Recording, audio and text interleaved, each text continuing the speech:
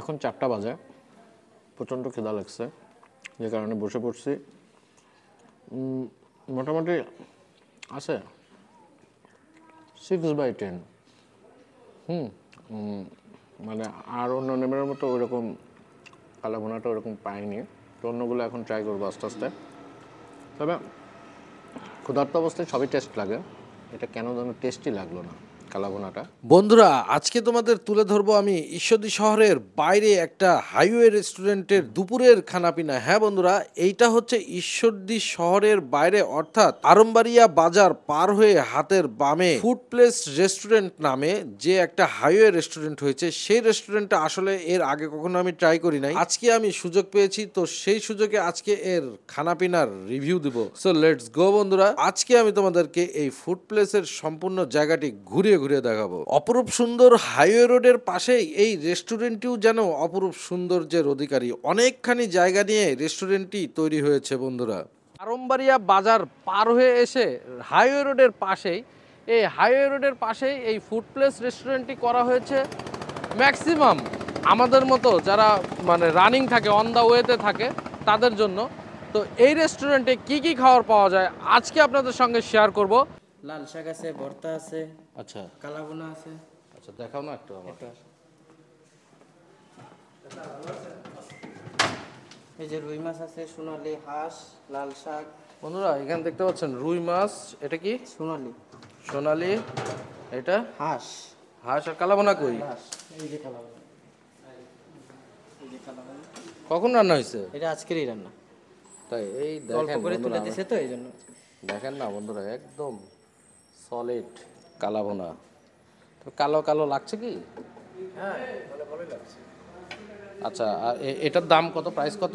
170 টাকা 170। কালাভুনা। আর হাঁসের? হাঁস 200, সোনালি 130, রুই মাছ 100, শাক 20, আচ্ছা আচ্ছা, ভর্তা 20। 170 টাকার কালাভুনা খাবো আজকে, এটাই দেখাবো। আর এই রেস্টুরেন্টটা আসলে মূলত কারেন্ট নাই।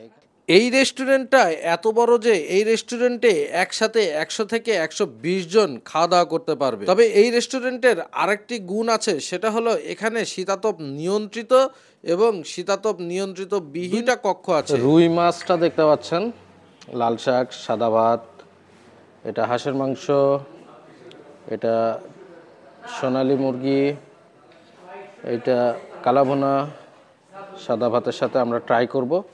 ফুড প্লেস রেস্টুরেন্ট, এটার পরিবেশটা খুবই সুন্দর, এখন খেয়ে দেখাবো আসলে কেমন লাগে। তো কালাভুনাটা আমি ট্রাই করব, নেক্সটটা কেমন আপনাদেরকে একটু শেয়ার করব।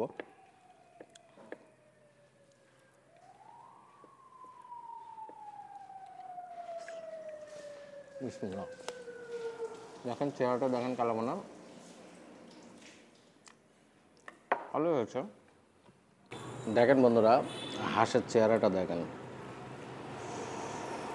এখানে হাঁসের মাংস স্পেশালি কেমন হয়েছে সেটা একটা রিভিউ না দিলে হয়। তো এই হচ্ছে হাঁসের মাংস। এটা কি হাঁস ভাই? এটা কি হাঁস? পাতি হাঁস?